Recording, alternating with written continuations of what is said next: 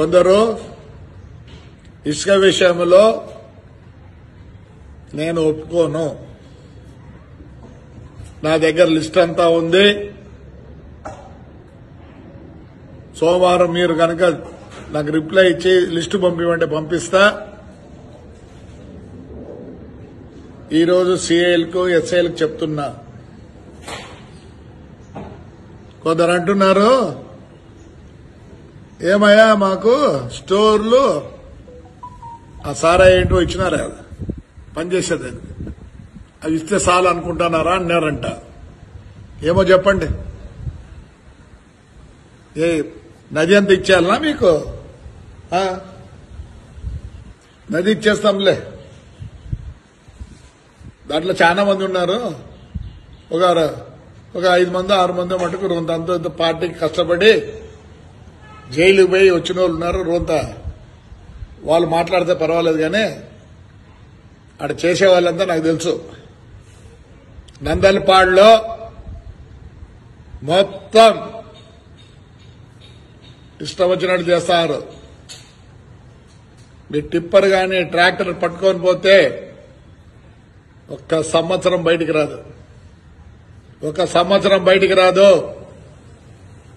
నేను అందరికి చెప్తున్నా, టిప్పర్లు ట్రాక్టర్లు బాడికేద్దండి, ఇసుకేకో నష్టపోతారు. నాకు తెలిసి ఏం చేయాలనో ఏం చేయకూడదో నాతో కష్టపడిన వాళ్ళకి 100% చేస్తా, 100%.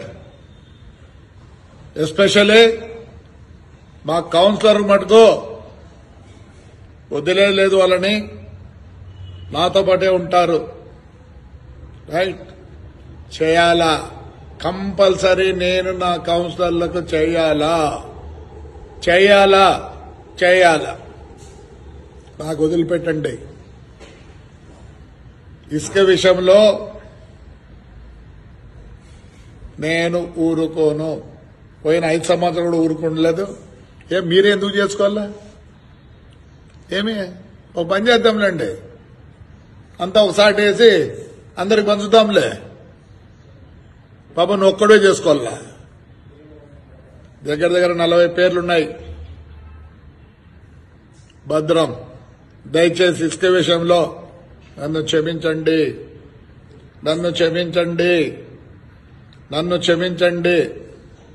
5 ఏళ్లు నాతో ఉన్నారు, కష్టపడ్డారు. ఇసుక విషయంలో నేను ఒప్పుకోను. కొందరికి ఆల్రెడీ కొన్ని చూపించినాం. తప్పు ఎవడన్నా చూపినోడు ఉంటే నేను వస్తున్నా, రండి, తప్పకోకుండా నా డ్యూటీ. నేను మిమ్మల్ని మరవను.